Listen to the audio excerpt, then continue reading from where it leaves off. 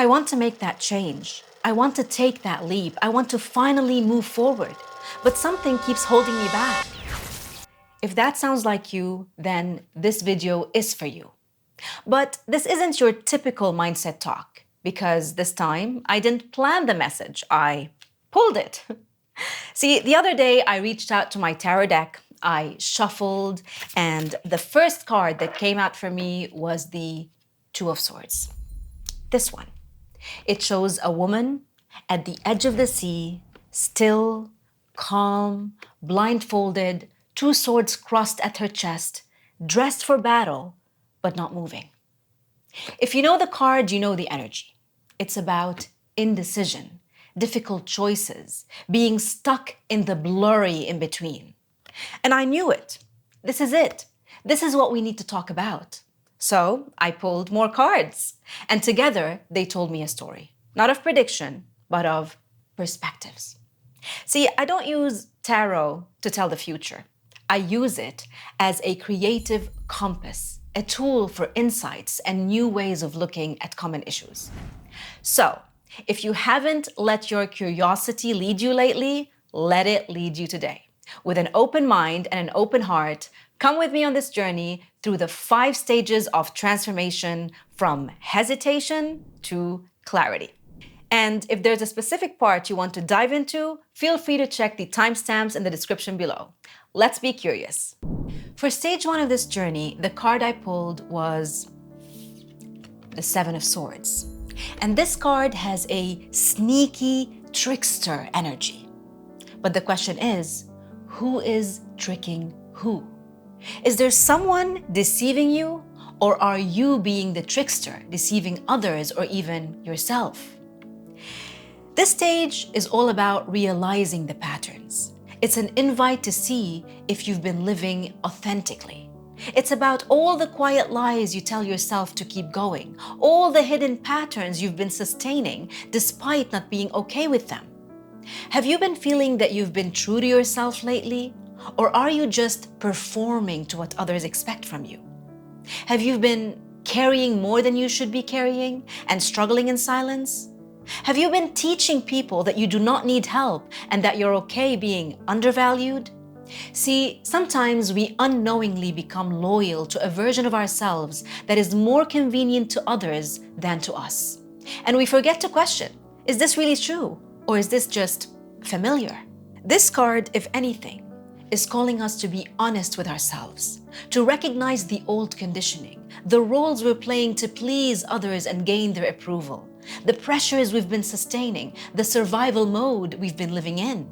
And this can happen through all the internalized stories that we tell ourselves, whether they are inherited from others like our culture, our parents, work, society, or even self-authored, self-made, the stories we tell ourselves about what we deserve and what we don't deserve, about who we are and who we are not. And when I talk about these stories, 2 things come to mind: compliments and imposter syndrome. You know all those compliments you get from people? Sometimes they are just a trap, because they highlight a version of you, a trait in you that makes their life easier. And it gets really tricky when they're repeated. You're great at writing reports. You're great at office work. Give it to Samar and she'll do it. And lo and behold, you internalize it. You start to live up to it. That's who I am. I'm a great executioner. Though deep down, you might feel that you're made for something else. And this is where self-doubt and the quiet questioning of identity comes. But am I really made for more? Because when you're conditioned to hear the same so-called compliments over and over again, they become judgmental labels in disguise. And let me sneak this in. When you finally dare to rebel, when you stop being the compliment they always praised you for, the applause suddenly goes silent. Because the truth is, it was conditional. Conditional to what served them. Conditional to what they could control. And then there is imposter syndrome that many of us suffer from. All those silent thoughts that we let play in our brain. You can't, you shouldn't, you're a fraud, you don't have it in you. We need to really be mindful of those too. So, if there's anything this card is screaming for us to do, it is to stop accepting and start questioning. Here are 2 questions to ask yourself if you are in this pattern realization stage. Number 1, what am I pretending to be okay with that no longer reflects who I am?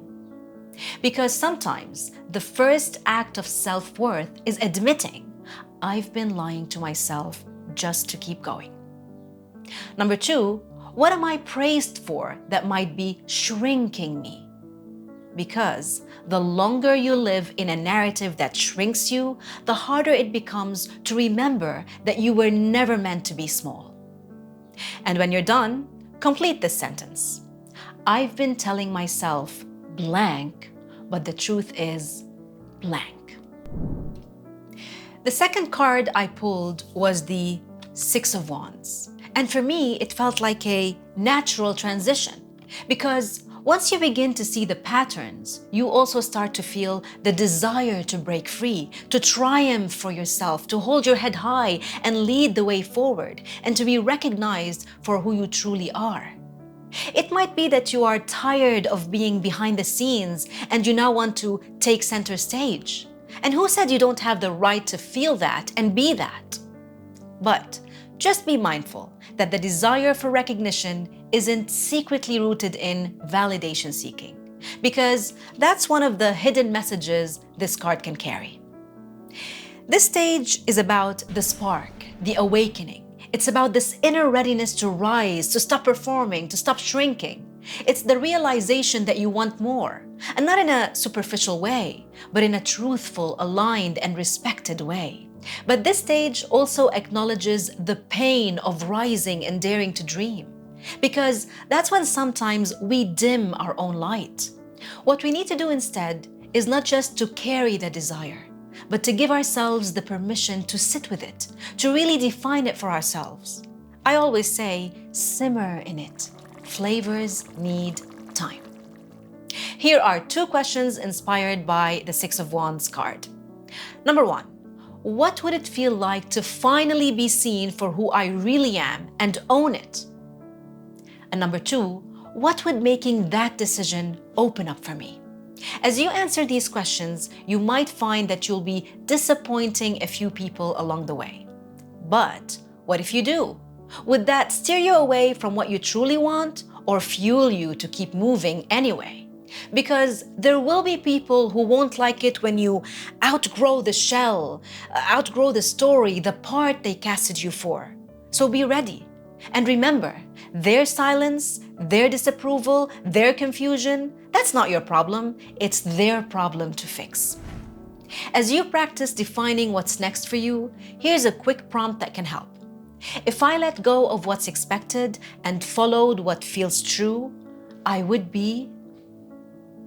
Write it. Say it out loud, in as much depth and detail as you wish, and keep it somewhere you can read again and again and again, because this is your doorway to reclaim what you want without apologizing for it. So just do it. Now, some of you might say, okay, we're running on an emotional high now, Samar. Let's come back to reality. I knew it, because that's exactly what the cards showed me. The next 2 cards that came out together were the Ten of Pentacles and the Two of Pentacles. And they mark stage 3 of this journey, where it starts to feel heavier before it frees you. As your desire to rise and change grows, so does the tension between that desire and the reality you're still managing. This is where we usually give up, because we end up feeling weighed down and discouraged, righteously so. But the real question is, do we stop here and quit on what we know we want, or do we find our ways anyway? See, the Ten of Pentacles is a card of legacy, fulfillment, stability, and success, and I'm sure we all want that for ourselves. But many of us feel the pressure and the energy of the Two of Pentacles as we try to reach there. We're juggling different responsibilities, different roles, different emotions, and even different people in our life.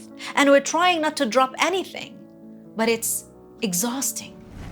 This is where we need to realize that the weight of achieving the dream does not cancel the dream. I'll repeat that. The weight of achieving the dream does not cancel the dream. It's not about having it all right now or all at once. It's about not giving up on the dream just because reality hit. It's about creating and adjusting the systems we have in our life to realize what we want. Or else the question becomes, are you letting your reality be your excuse out of what you truly want for yourself? Think about it. And I know, here it comes. Hey cute dream, hey cute vision, here's your to-do list. Because bills still need to be paid, work still needs to be done, and all the realistic grown-up things will still demand your attention. But the very important thing we need to understand is, you're allowed to re-evaluate the life you've been building, especially if it came at the cost of you. You need to remember, you are part of the equation, an essential part of the equation. And you can't keep the machine running if it's powered by your own depletion, because eventually you'll run out and break down. Some of you might think it almost feels delusional to want more. And my honest answer is, there's nothing wrong with being delusional. In fact, there's something super powerful about it, and it's backed by neuroscience. Did you know that your brain doesn't really distinguish between what's real and what's vividly imagined? When you start clearly envisioning what you want, defining it in detail, and feeling it as if it's already yours, your brain begins creating new neural pathways to support it. So, I invite you to be delusional, intentionally delusional. Make it a habit to visualize the life you want in full detail. The sounds, the sights, the smells, the tastes, the textures, the people. Still think it sounds delusional? Let me tell you this. This is exactly what top athletes do before a big game. It's what surgeons do before a high-risk procedure. They don't just prepare, they visualize success in vivid detail. They see themselves playing and winning the game. They see themselves performing that successful surgery. This trains and wires their brain to rise to the moment. So why not you? Honestly, I've been on my own mission with this lately. And yes, it takes focus, effort, and consistency. But once it becomes a habit, it starts shifting everything. And if writing it down helps, do that. Make it real before it's real. Here are 2 powerful questions to reflect on as you do this reality check. Number 1, what role, responsibility, or task am I taking on that is not mine to carry? And number 2, looking at my schedule and the routine my life runs by, where am I not asking for help where I need to? And what if I asked for that help and got it? What would change? Because when you're too good at hiding your needs, people stop asking if you have any. And sometimes the most courageous thing you can do is to simply ask. Now, this is where I paused and asked, what shift in perspective do we need in order to follow through? I shuffled my cards again and pulled a card. To my surprise, it wasn't one that you typically associate with a shift in mindset, but maybe that's just at face value. Because this is the turning point. This is the stage where the shift, the rebellion begin. And the card I pulled, it was the Four of Pentacles. In essence, this card holds a hoarding energy, a grasp. It signifies a controlled and cautious approach to our money, our relationships, our roles, anything we fear to lose. It reveals fear-based control of our time, our energy, and our identity. We grip tightly because we think that's how we stay safe. But what if overprotecting what you have is what's keeping you stuck? What if clinging to your current life is exactly what's imprisoning the next version of you, the one that's ready to emerge? Resisting versus releasing. That's the tension here. This card invites you to ask, what am I holding on to because it feels safe and familiar, even if it no longer fits? Because being overly attached to the life you've built or the roles you've taken on might be exactly what's blocking your expansion. So this card becomes a call to let go of fear and to build a strong foundation that actually supports your next chapter, to reassess, to realign, to manage your time, your energy, your focus, and to integrate them in a way that helps you move forward. And here are some of the tough questions this stage might stir up. Number one, what am I afraid will happen if I choose differently? Number two, what feels secure in my life now, but I know deep down it will hurt me later? And number three, who am I choosing not to bother, but accepting to bother myself for? And here's another thought that came to me the moment I saw this card. What if you could have it all? What you have in your life right now and the vision you want for yourself? Because really, what if you can? Maybe it all starts with a decision, the one you've been delaying. Which brings us back to the first card that started this entire journey, the Two of Swords.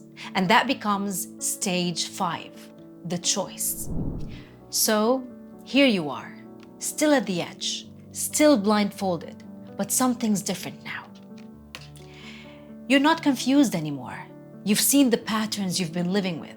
You've visualized the vision. You've felt the weight of the roles you've been juggling.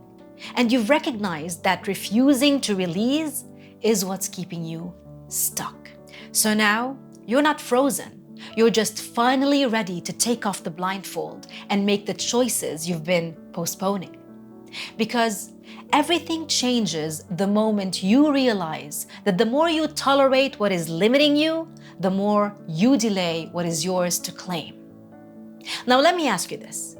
If you were having a conversation with your 90-year-old self and looking back at your life the way you've allowed it to continue, what would your 90-year-old self tell you about you? And would you like what they're saying? Think about it. Let that answer inspire your next step. What's one tiny shift you will start doing? Don't overthink it. Not every choice is permanent. Not every decision is dramatic. Not every change has to cost big. Start small. Start gradual, but start and stop waiting. I've said it before and I'll say it again. You don't have to be ready to start. You have to start to be ready. And if you're thinking, it's easier said than done, you're right. But let me remind you, you've been here before. There is something in your life right now that used to be a dream, that once was a discomfort, a maybe, a terrifying leap. But now, it's just a normal part of your life. And that's what growth does. It normalizes what once felt impossible. Here I am in Canada. The journey here was and still is far from easy. But when I look back, I honor myself for showing up for the change I wanted. For you, it might have been a marriage, a car, a purchase, having kids. So never doubt your ability to shift again. And if they liked you better when you didn't know your worth, maybe it's time they meet you now. Because you are evolving. And the discomfort you feel right now is just the edge of your next breakthrough. If this stirred something in you, save it. Watch it again. Share it. And if you're feeling bold, like and subscribe and type in the comments what's one shift you will start doing. And always remember, you've got this. I'll see you in the next one. Ciao.